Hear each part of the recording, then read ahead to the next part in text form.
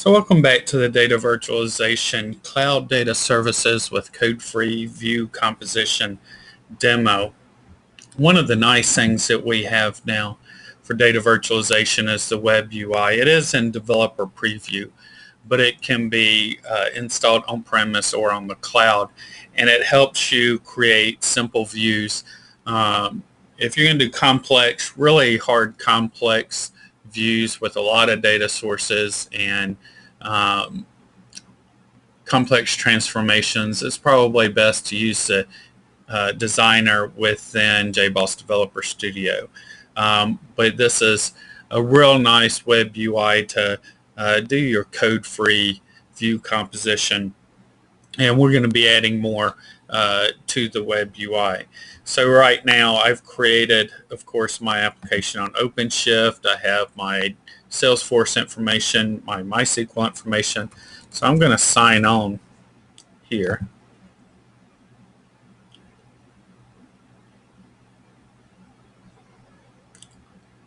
And you'll notice I already have mine created, but I'm going to walk you through how you can create these and how it's done. So the first thing is you want to manage your data sources. You'll notice it's pulling up the available ones, but what's important, you'll see MySQL is there with a check box, and Salesforce is there with a checkbox. But if I want to add a source, and then I click on Add Source, and I can go and choose MySQL. And then you'll notice it has the source name, it has the translator, it has the connection properties. So I've already done this for mine, and what we can do, we will go back.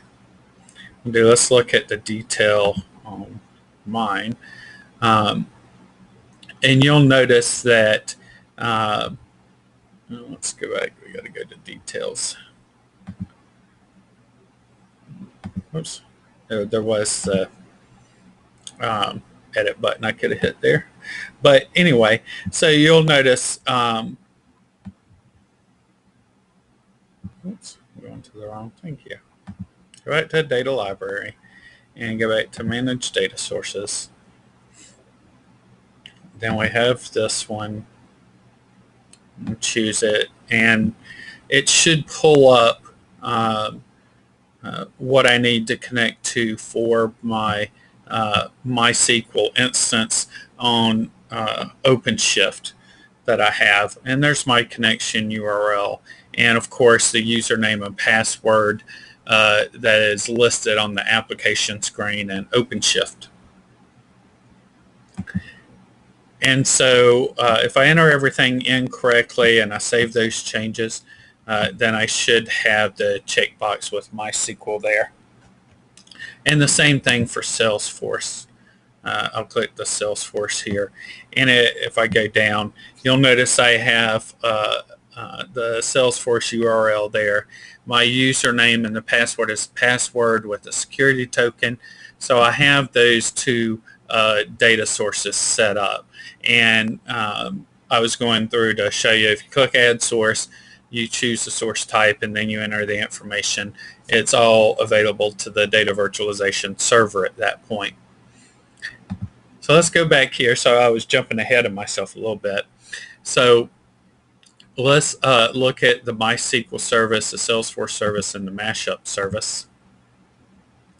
So here we have the MySQL service, and you'll notice the view definition with our view and our columns and our table, and it's using the required source, which is our MySQL data source. So very easy to pull up, and then I can change the source definitions, the joins, and so forth. And I can go through manage sources, and I can change. Let's click here. Should be able to come up and change what's going on here with the view. And then if here's our test query here. But if I do test service, should have the data right there. You'll notice that it has product code and sell price from MySQL. So then if we go back to our data library and look at our details, so here's the example data. I can access this service with the REST endpoint, OData endpoint, and JDBC, and it gives you all that information right there. I can go back and then, of course, go into Salesforce. Has the same thing. I'm using my Salesforce data source. I have my definition, and I can test it from here. Let's say it has the data. It pulls back the name and the product code. So the key here, now I have individual services to individual data sources, and I can do anything I want with transformations, changing the data. But I can also aggregate or federate that data from those multiple data sources, and that adds another abstraction layer.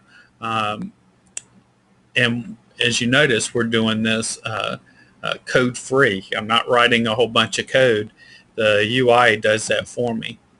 And so if I come down here, you'll notice on my mashup service, I have the two data sources, and I'm doing a join on the product code. And I can test my service. And you'll see now I have product code, sales price, and name. And in order to use that service, you'll notice I have my REST endpoint, OData endpoint, and JDBC URL. So everything is set up to go in order to the consumers to use it and to analyze and review the data that's coming back. So thanks for listening.